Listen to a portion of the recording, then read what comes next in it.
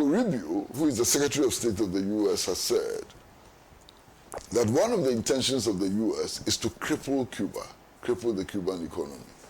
Because Cuba is largely dependent on Venezuelan oil, and it buys about 30,000 barrels of oil from Caracas. And they are hoping that this supply of 30,000 barrels of oil to Cuba will stop and therefore collapse the Cuban economy and so on. Indeed, interestingly, Donald Trump has said that the best president for Cuba at this time would be Marco Rubio, his Secretary of State. he's thinking of his foreign minister as the best president of Cuba. I mean, it's incredible, it's unbelievable, you understand? But it doesn't end there. He's also threatening to attack Mexico. He's threatening Mexico with invasion. He's threatening Colombia with invasion. You know, the whole of South America is in turmoil because of the reignition of what they call the Morone Doctrine. Now they call it the Don Ron Doctrine, okay?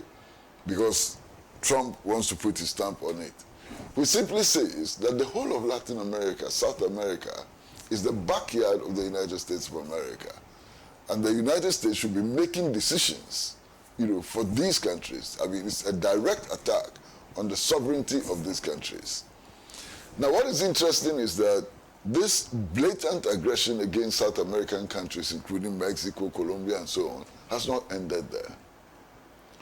Donald Trump has said that he wants to take over Canada, that Canada should become the 52nd state of the United States of America.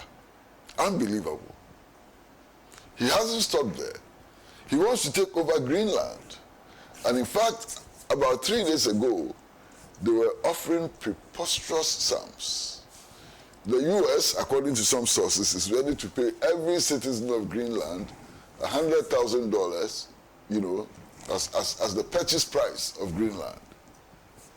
Now, of course, everybody in Greenland, I haven't heard one person in Greenland support Donald Trump's idea of buying Greenland. But there are complications. And the major complication is that Greenland is part of Denmark, okay? And Denmark is part of NATO. Denmark is part of the North Atlantic Treaty Alliance. So the U.S. is now actually threatening to attack its own allies in Europe and take over their territory.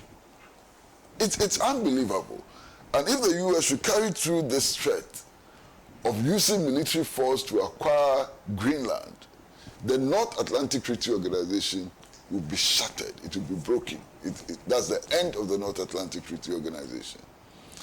Interestingly, yesterday, France, Germany, Denmark, and I think 1 or 2 other countries in the EU and NATO started joint military exercises in Greenland in order to send a signal to the US that they are ready to fight. So you are likely to have a situation where NATO, the NATO alliance, will be fighting its biggest sponsor, which is the United States of America. What does that say for the world? It doesn't end there.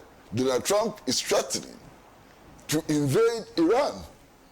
So this recklessness is not being confined to Latin America and Europe.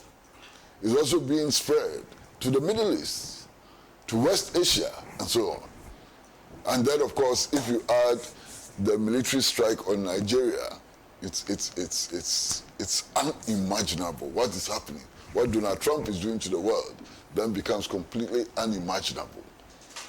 And this is a guy who has control over buttons which can release nuclear weapons.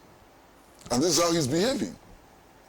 Today, many of the people in the theater of conflict are armed to the teeth and have the potential to destroy the whole of the world.